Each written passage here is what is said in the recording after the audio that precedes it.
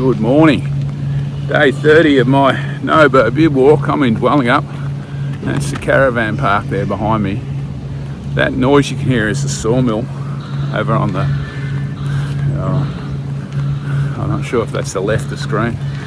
Over my left shoulder anyway. Today is looking a lot better than they forecast. It was forecast to rain all day. So I'm making the most of it this morning. Got my tent drying on the balcony, on the veranda. I've picked up some new shoes here.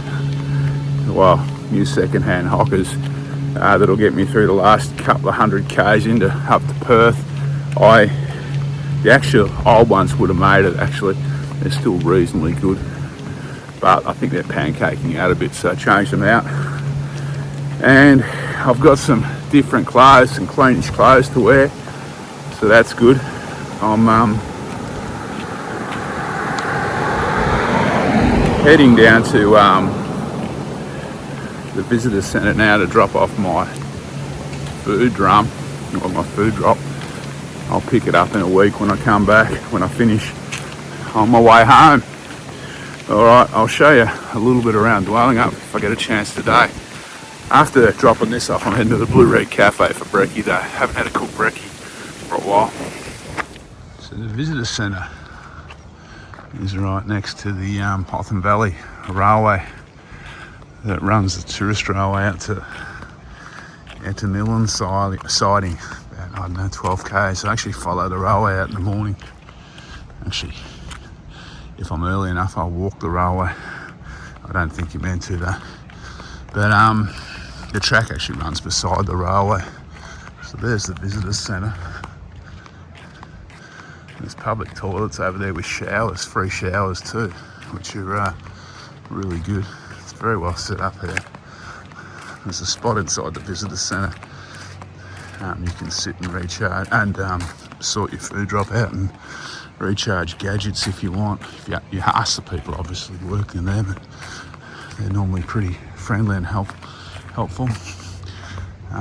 They've also got some food and stuff inside. I'll video it when I get in there. So there's a bike shop here that sells a bit of outdoor gear. See, there's some of that kind of gear. I'm in the visitor centre. There's also a cafe here. And this is the visitor centre out here, and they also sell other stuff like freeze-dried. So you've got freeze-dried over there, and maps and things like that. A place to sit over there. It's all very, very good. There's also freeze-dried up at the supermarket too. So I'm in the supermarket at Dwellingup, so they got plenty of rices and ramens, but they've also got like freeze-dried food and little bushwalking kind of odds and ends. So definitely an option. They've got fuel over there too. So just had brekkie at the Blue Red. This is the general store that had the freeze-dried and the gas and that.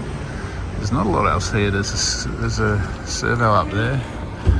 There's an odds and ends store down there, I think. But yeah, there's not a great deal. It's a fairly small town.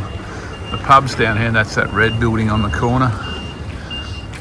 And there's a post office over there, which has newspapers and magazines. So it sounds like a newsagent. That's the pub. That's the visitor centre over there past the big tree near the tourist railway here. And the caravan park's just up in this direction. About 400 metres, I guess. Alright, day 30 of my Nobo walk. I've enjoyed my rest day. Well, I've still got a fair bit of it in Dwellingup. I've been for brekkie. I've dropped my food container back at the visitor centre. I'm set now for the run into Perth or up to Kalumunda. So the plan is I've got 6 days into Cal from here, so that's all good. I've got a food drop to pick up on the Albany Highway if it hasn't been torched in a prescribed burn. That would throw a bit of a cog in the gears, but anyway, a bit of a wrench in the gears, but yeah, you know what I mean. So yeah, I'll be crunching probably 30-ish K days up to Perth, but that's not too bad. Should be doable. I've got to kind of time it a bit because there's a lady looking after my car in Perth, so I've got to tell her roughly what time I'm going to turn up to grab my ute, and she's probably going to meet me at the end of the track, so it's a bit unfair if I just give her a day's notice. So that's why I've kind of planned it all out. All else is good. Bodies, my back's still giving me grief, but it's nowhere near like it was. My leg's fine now, so I'm going to have to get my back looked at when I get home though, before I start the heist, and see what's going on there, because yeah, it's definitely still twitchy. All good. I'm probably going to head off a little bit earlier than I normally do from a town day, which is normally about 10:30. I'll probably head off at about 7 or 8 in the morning, because I'm going to Mount Wells tomorrow night, so that's about 30. It's probably my biggest day actually. It's about 35 Ks, so that's a big one. Alright, I'll catch you, unless anything happens at the caravan park here this afternoon, I'll catch you in the morning for day 31. 41, I think, of my bib walk. I don't know, I've lost track of it. All right, take it easy.